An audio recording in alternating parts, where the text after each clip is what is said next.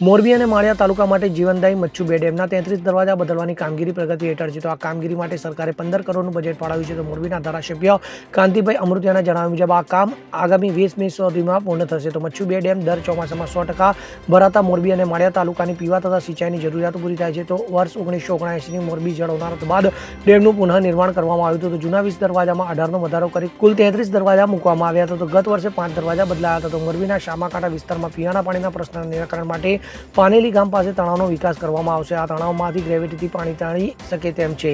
મહાપાલિકા હસ્તકના આ તળાવ વિકાસ માટે સરકારે 40 કરોડનું બજેટ ફાળવ્યું છે. તો ટૂંક સમયમાં ટેન્ડર પણ બહાર પાડવામાં આવશે. તો કામગીરી પૂર્ણ થયા બાદ ભૂતકાળની જેમ શામાકાંઠાના 2 વોર્ડ અને આસપાસના 2 ગામડાઓને પાનેલી તળાવમાંથી પીવાનું પાણી મળશે. આ પ્રોજેક્ટથી વિસ્તારના પીવાના પાણીની સમસ્યાનું કાયમી સમાધાન થશે.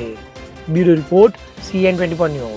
હવે જુઓ દેશ દુનિયાની તમામ ખબરો તમારી આંગળીના ટેરવે. ઉઠાવો મોબાઈલ અને Google Play Store પરથી ડાઉનલોડ કરો અમારી CN24 ન્યૂઝ મોબાઈલ એપ.